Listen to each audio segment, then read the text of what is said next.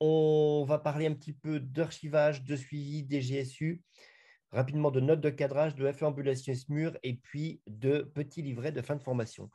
Plein de questions sur les archivages et les CESU. Cyril, t'en penses quoi? Oui, voilà, donc nous avons régulièrement des questions sur l'archivage. Nous avons fait le point donc, avec Véronique.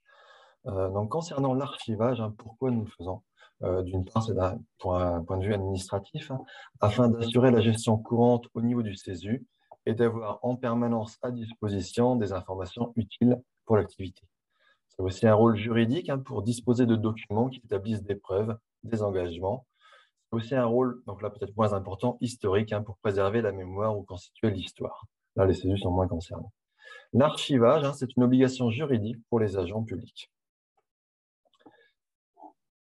Alors, il y a hop, trois âges au niveau des archives.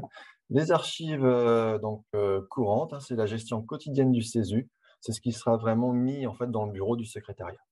Il y a les archives intermédiaires, donc là, c'est des dossiers clos, mais qui vont être conservés pour des raisons d'activité ou d'une éventuelle réouverture. Et les archives définitives, donc c'est des documents qui sont à conserver indéfiniment dans l'interadministratif, juridique ou historique, et ces documents-là sont conservés au niveau des archives départementales. Chaque document a une durée de vie propre, un lieu de conservation défini et une utilisation qui est spécifique. Alors, un petit mot sur la DUA, c'est la durée d'utilité administrative. En fait, c'est une durée qui va définir en fait le temps que l'on doit conserver les documents au sein de la structure qui les a produits. Donc, la DUA, ça regroupe les archives courantes, donc vos documents qui seront conservés au niveau du CESU, et les archives intermédiaires qui peuvent être conservées aux archives de l'hôpital. Une fois la DUA qui est passée, c'est des archives définitives. C'est pour les documents qui seront conservés en fait de façon indéfiniment. Alors, quelques exemples au niveau des documents. Par exemple, pour tout ce qui est convocation, attestation de présence, on les conserve pendant 1 an, puis ensuite c'est détruit. Pour les conventions, les émargements, on va les conserver 5 ans au niveau du CESU, puis ensuite, donc c'est des propositions, ensuite on peut les reconserver 5 ans au niveau de l'hôpital. Les questionnaires de satisfaction, selon la procédure Calliope pour la durée de conservation. Les listings des diplômes, on les conserve, pareil, 4 ans, c'est la durée de la validité de la FGSU. Poussé à 6, car à cause du Covid, ça a été un petit peu prolongé. Il y a un document qui est très important à faire, donc ça, il faut voir ça avec votre service de formation continue, avec l'administration et avec la personne qui est responsable de l'archivage. C'est le tableau de gestion. C'est un outil contractuel, en fait, qui va assurer la gestion pérenne des archives.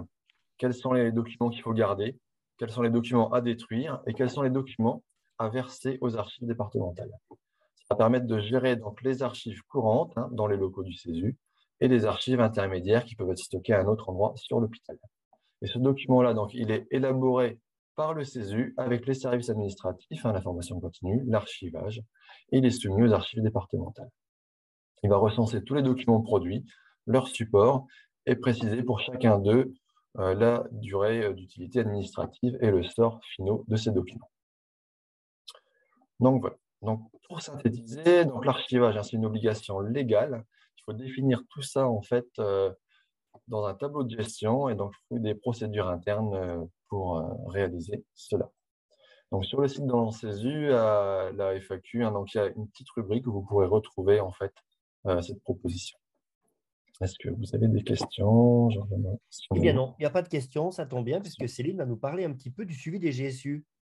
Parfait. Avec le micro, Céline? Cyril, tu peux lâcher ton écran? Ouais, ça marche, c'est fait. Merci.